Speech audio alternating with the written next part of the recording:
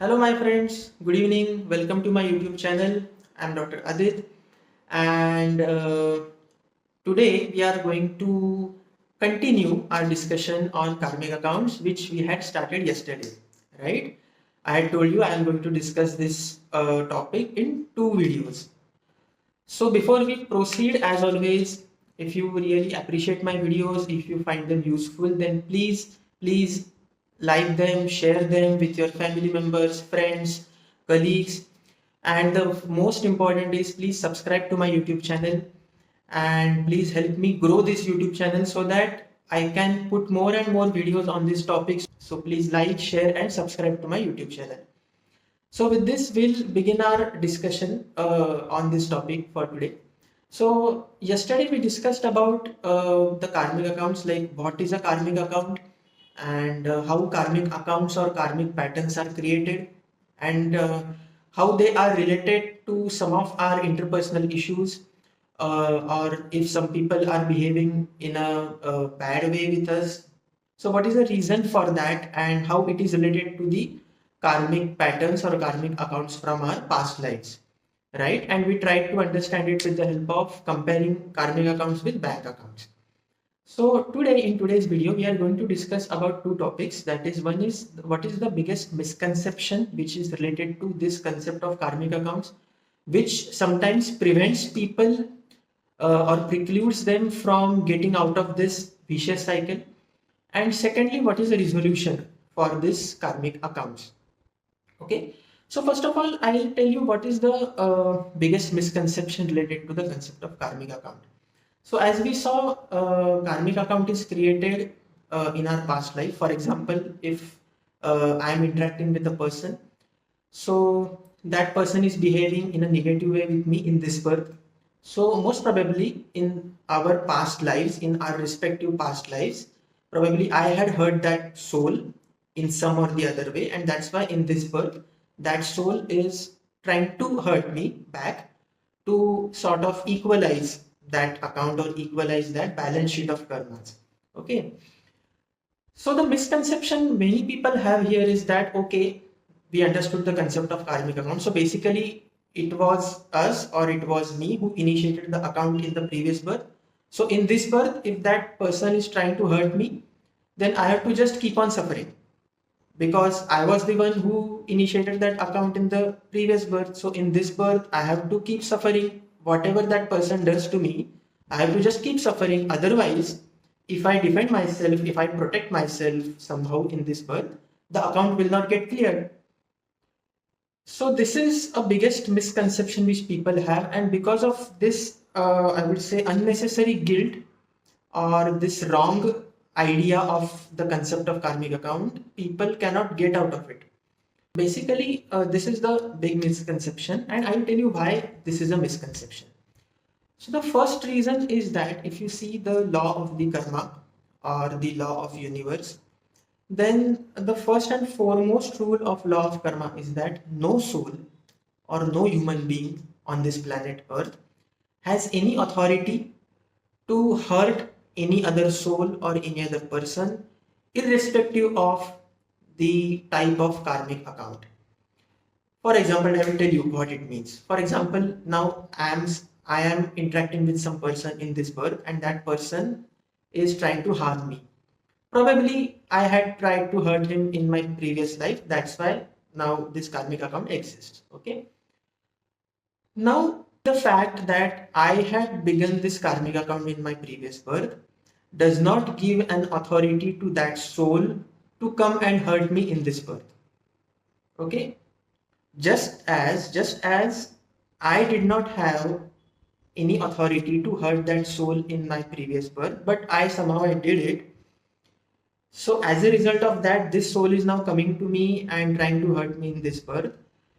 This karmic account does not give an authority to this person or this soul to hurt me. Because as per the law of the universe, if I perform some bad karma, I'll be given the fruit of that, or you can say a kind of punishment of that from the highest authority.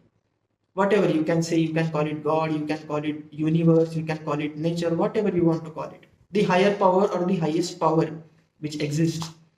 That power, only that power has the authority to give me the result of my karmas. No soul or no human being can take that authority in their hand and decide, okay, whether I have to punish this soul or not. That authority does not lie with the souls, human souls. Okay, so because that authority does not lie with any souls, that soul whom I have hurt in my past life does not have any right or does not have any concession to come and harm me just because I have done the same in my previous birth. Okay, so this is number one rule, that you should not unnecessarily keep suffering from someone else's behavior towards you. Okay, this is number one reason. Number two reason is that someone is trying to, suppose for example someone is trying to harm you, someone is suppose being rude with you, someone is insulting you, so you are suffering because of that, is not equivalent to clearance of karmic account. Try to understand this concept very clearly. Karmic account does not mean that you have to keep suffering, right? Of course you might have to suffer initially when you don't know what is happening and why that person is being rude with me or is behaving negatively with me. That might some time to understand what is happening. So you might initially maybe suffer, or you may not be in a position to defend yourself. That might happen, but eventually you should not just keep on suffering, right? Because suffering from someone else's behavior is not equivalent to clearance of the account. You have full right to defend yourself, you have full right to protect yourself. So that's the thing. Because see, understand one thing here. Suppose I am now let's talk about myself. For example, I am interacting with some person in this life and this person is behaving badly with me, okay, because I had hurt him in the previous birth. Now consider, had I not hurt that soul in my previous life, okay, that soul in this life would not try to hurt me or would not try to have some negative karmas with me, right? So basically, if I had not done anything wrong with that soul in the previous birth, in this birth I would be living a happy life, right? Because no one would be coming to hurt me because I have not done any bad karma with that soul. Instead of that, because I did some bad karmas with that soul in the previous birth, now that soul is coming to hurt me or trying to hurt me. So, and I have to do something to protect myself. I have to do something to reduce that suffering because of the karmas of that soul in this birth. So just the fact that I have to do something to protect myself from that person's behavior in this birth itself is a karmic account, right? Itself is a suffering, because I can't live happily, I can't live peacefully unless I do something to protect myself. So I have to make efforts to protect myself. I have to make efforts to reduce the suffering inflicted upon me from that person. Itself is a karmic account. So try to understand this concept. So because of these two things, first of all, what we saw, no soul has any authority to give punishment to the other soul according to the law of the universe. That is number one. And secondly, you have to do something to protect yourself from that other person. Itself is a type of suffering and itself is a type of karmic account. So because of these two reasons, you should not keep on just suffering from the other person's behavior indefinitely. So understand this concept very clearly. Now the second part of today's video is how to get rid of this karmic account. So people ask me that, okay, if this is the problem, what is the solution? There has to be some solution, right? So yes, there is a solution, but you have to understand one thing here, that karmic account is something which cannot just be erased just like that. Okay, so it's not that you will be completely able to escape from that person's behavior. It will not happen, because you have done something wrong in the past life. So that soul will come into your life and try to do the same or try to hurt you in some or the other way. So that's bound to happen. You cannot prevent that, you cannot avoid that. What you can do is you can fast track the process, or you can speed up the process of clearance of this account. For example, if you don't do anything, okay, you just keep on suffering, or you just keep on somehow protecting yourself from this person, that might take, say, 1 year maybe to clear this account. So for 1 year you have to suffer this person's behavior. But if you fast track this process, then that clearance might take, say, just 6 months. Okay. So you cannot completely avoid it, or you cannot completely eliminate it, but you can fast track it. That's what you can do. So in today's discussion, we will see how we can do it. So for that, you have to do a meditation. And even if I call it meditation, it is not something a typical meditation. Like in typical meditation, you have to sit in a quiet room with lights off, and then you have to close your eyes, and then you have to spend at least half an hour for something, or you have to listen to some audios, guided meditation, nothing like that. This is a meditation which will take hardly 5 minutes. Secondly, you can do it anytime during the day. You can do it in the morning, you can do it in the afternoon, you can do it in the night before going to sleep, in the evening. You can do it when you are at home, you can do it in your office, like when you have some free time in your office. You can do it while you are traveling in a railway or a bus or a taxi, anywhere. So there is no restriction for time, no restriction for place. Even you are not, if it's not possible for you to close your eyes and think, it's okay if you can keep your eyes open and do this meditation, because here you just have to create some thoughts inside your mind. It's an imaginary conversation with that other person who is trying to harm you. So this conversation will take place inside your mind. So ideally, if you can close your eyes and imagine it, it will have a better effect. But if you are not in a position to close your eyes, suppose you are in some bus and then you are doing it, it's okay. You can keep your eyes open and then think about it. That's perfectly alright. So it's a totally flexible type of meditation. So I will tell you what you have to do in this meditation. So first of all, suppose you can close your eyes. So the first step is close your eyes. Then after closing your eyes, you have to imagine that particular person's image in front of your eyes, okay, in your mind. You can observe, you can imagine an entire image, or at least the face of that person. Okay.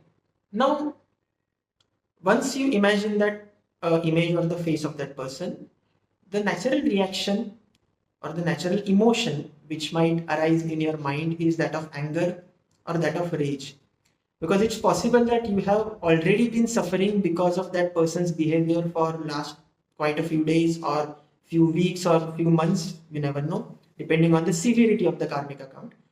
So when you just imagine that person's face in your mind, the first feeling which you might get is anger. So understand that it is perfectly natural to feel that way. Don't try to suppress it. Don't try to judge yourself for that why I am feeling anger, I am doing meditation. No, don't do that. Don't try to suppress it. But at the same time, don't try to focus your energy on that anger. Because if you focus your energy on that anger, your attention will go to all the past events which have happened between you and that person, and then your attention will divert. We are not here to dwell into the past. Okay, we are here to do the meditation for 5 minutes. So don't try to suppress your anger, but at the same time, don't focus your mental energy or your energy of your thoughts on that anger. Just observe it as a third person. Okay, just observe whatever feelings you get in your mind. It might be anger, it might be frustration, it might be rage against that person. Just observe them for say 1 or 2 minutes, or initially during the initial days, you might have to spend 4 to 5 minutes on this. So it's perfectly alright. You can take your time. So after this period of observance of your emotions for say 2 minutes, 5 minutes, slowly those feelings will start subsiding, because you are not focusing on those emotions, you are just observing them from a higher point. So they will start subsiding. If they subside fully after 5 minutes, for example, nothing like it. That is the best ideal version. If not, initially they might just reduce. That is also okay. Okay, so there is nothing hard and fast that they have to become to absolute zero and then only you can begin with the meditation. No, initially, even if they reduce a bit, that is also perfect. You can start with the next stage of your meditation. Now, once your anger or rage reduces or subsides fully, then you can begin with the second stage of the meditation. In this second stage of the meditation, you have to have an imaginary conversation with that person's image or with that person's face. Okay. Now I will tell you what you have to say in this meditation. So what you can say is, consider that you are talking to that person in your mind. So everything, all of these things you have to say inside your mind. Okay. If you are sitting at home, if you are sitting at a quiet place, you can say these things verbally also, like you can say these things aloud. That is okay. But if you are not in a position to say them aloud, you can say all of them in your mind. That's perfectly fine. So you can say that I am fully aware that the reason of your behavior with me in this life is related to our past lives. In our past lives, I was the one who hurt you in some way, because of which you are behaving in this way with me in this life. Therefore, I seek your forgiveness for my karmas from my past life, and I also forgive you for your karmas in present life. With this, our karmic account ends here completely and permanently. Okay, this is what you have to say. I will repeat again. I am fully aware that the reason of your behavior with me in this life is related to our past lives. In our past lives, I was the one who hurt you in some way, because of which you are behaving in this way with me. Therefore, I seek your forgiveness for my karmas from past life, and I also forgive you for your karmas in present life. With this, our karmic account ends here completely and permanently. Okay, so this is what you have to say to that person. Try to say this, all of this, with as less anger as possible. Try to say this with as much love or as much affection for that person as possible. I understand this is going to be quite difficult for you in the initial stages, because someone who is, really troubling you and you have nothing but anger for that person, how can you have love and affection for that person or kindness for that person? So I know that is going to be difficult for you, but that's how you have to do it, because after all, understand that we were the ones who began all these things in the past life. Had we not committed any negative karma against that soul in our past life, that soul would not be coming into our life to hurt us, right? There is always a cause and effect relationship in the universe. Nothing happens without any reason, right? So how much ever it might be difficult for you to believe in this, that's what it is, that's what the truth is. And so try to say all these things with as less anger and as more love, affection or kindness for that person as possible. Okay, so whatever I said, you can maybe write it down somewhere, and then initially you can probably read it. That's also okay. I mean, during the meditation, you can just read these things, read these sentences. You can translate them into your own language and say this into your own language, no problem. Eventually, if you are saying this daily, so day by day, eventually you will remember this, and then you may not have to read it. You can just say it in your mind. Another important thing, lastly, in this is, if you observe in this conversation, first of all, I am seeking forgiveness from that soul, and then I am forgiving that soul. This order has to be maintained, because this order has a logic, because we have hurt that soul in the previous life, and now as a result of that soul is bouncing back on us. So first of all, we have to seek our forgiveness for our past karmas, which led to all this karmic cycle. And then once we have sought forgiveness for that, then we are in a position to forgive that soul for his karmas in this life. So this order has to be maintained. First, we have to seek forgiveness. and then we have to forgive that soul for his karmas during this life. So remember this thing. So guys, that's all for today. We discussed about the misconceptions about karmic accounts and how to resolve it. So I hope you have understood briefly about this concept of karmic account, how it is created and how it can be resolved. So see you in the next video. Goodbye. Thank you so much. God bless you all. Good night. Take care.